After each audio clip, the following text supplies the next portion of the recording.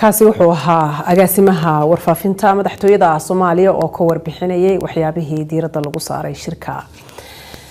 Dowladda Shiinaha ayaa ballan qaaday inay Soomaaliya ka hirgelin doonto mashaariic dib u dhis ah oo ay ku baxayaan lacag fara badan. Aweys Maxamuud Jiilcow ayaa warkaasi inooga soo diray magaalada Muqdisho.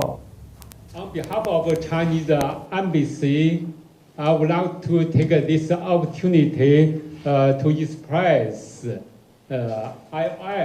IOM to dowladda Shiinaha waxay Soomaaliya ka caawin doontaa arrimo badan oo ku saabsan tababarida ciidanka wax qabadka dadka ay abaaruhu saameeyeen iyo dib u dhiska dalka.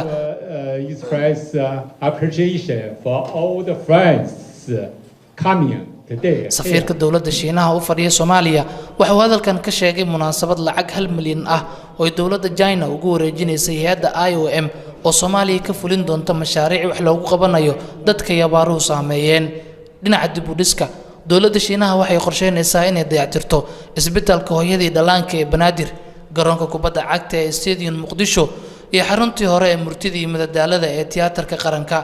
Mashaariicdan oo aan la sheegin waqtiga ay bilaabanayaan waxa ku bixi doonta lacag ka badan 100 milyan. Xogayaha joogtada wasaaradda qorsheynta qaranka ayaan weydiiyay halka dowladda Shiinaha ay u soo marsiin doonto mashaariicda dib u dhiska ee mustaqbalka dhow laga hirgelin doono Soomaaliya.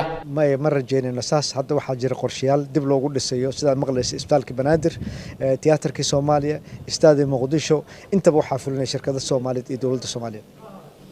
Wayhay dhinaca abaaraha wax qorshe qaran ah oo ku saabsan in la safgareeyo kheyraadka dalka soo go'o ama biyaha waxyaabo la doonayo in abaaraha lagu baajiyo hadii ay soo noqdaan ma jiraan. waa jira qayb dhan oo waxa jirta resilience la yiraahdo ama maaragtay u babac dhigid la yiraahdo inaan u babac dhignaan doonayna abaaraha, fatahaadaha iyo colaadaha intaba si ugu babac dhigayna qorshan ka sameeyna qorshahaasna waxa weeye kaydka biyaha iyo in loo diyaariyo dadka markii uu roobku joogo in biyihii maaragtay ay loo kaydiyo marka maaragtay roobku yimaado ka hor in macnaha la diyaariyo fatahaadii inayna dhicin in colaadaha laga hortago oo la abuuro shaqo abuur xoog leh iyo dib u dhis dalka si maaragtay ummadda Soomaaliya kalsooni buuxda ay u helaan inay dalkooda dhistaan. Aweys Maxamuud Jiilcow, RTN, Muqdisho.